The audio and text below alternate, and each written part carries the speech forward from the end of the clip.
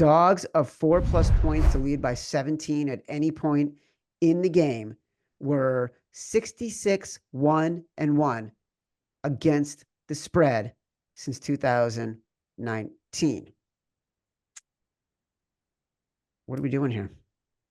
Yeah, I wanted to go Jets. You know, to me, this is going to be one of our chalkier picks because I was like, you know what, the Jets will cover it last night, and this number will probably get down, or I mean, I should say go up to -6.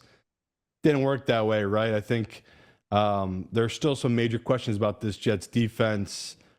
Still some questions about what their identity is going to be on offense. So I get the public being a little weary of this game, right? This number's moved to 3.5 now at a couple books.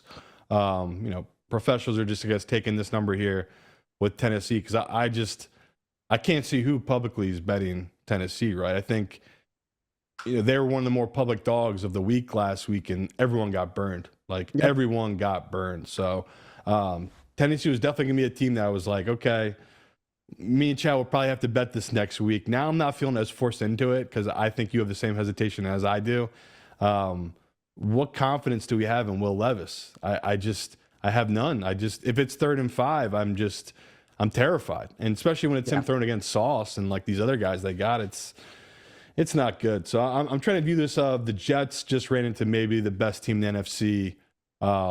Rodgers, to me, he looked like his old self. I don't know how you felt about it, Chad, but like seeing a couple of his throws, I mean, it's just like, wow, this guy's arm talent is just out of this world, and you kind of forget that sometimes. So, oh my God, there was that laser, not the deep ball, but along the sideline. Yeah, the Lazard. Oh my God, that was. Yeah. So that's where I'm at with it, where it's like, you're going to give me 3.5. I'll go with the public. I'll take the Jets here, but I don't know if this will be one of our 5. I don't know if this is one of our favorite favorites, but could be come Thursday. Because right now I have bet it at -3.5, but I'm just trying not to overreact too much to what happened to this Jets team against the 49ers. And I feel like I'm properly reacting with Will Levis against that Bears defense, where it's like, if you have a good secondary, I think that's going to be this Tennessee's team's kryptonite, where they're good at running the ball and everything like that. But when it comes time to pass it, he's not going to be that guy for you. So I think the Bears have a really good secondary. I think the Jets have even better of a secondary. So I'm gonna back the Jets in this spot. Yeah, look, the trends are all over backing the Titans. Everything I mentioned at the top of the show, they all back the Titans. And then I'll give you a couple others here from Evan. Teams that open as 4 or higher at home in weeks 1 and 2, 58% against the spread the past 20 years.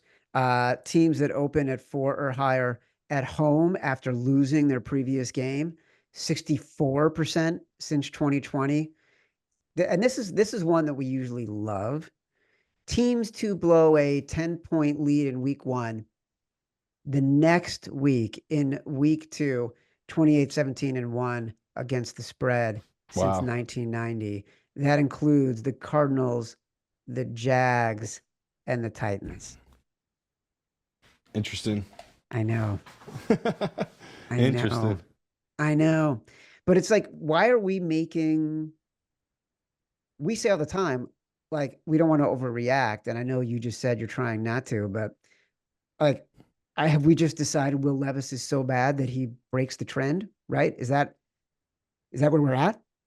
Well, like you say all the time, Chad, there's a couple on the other side of those trends, there's winners, right? So it's like they don't always win.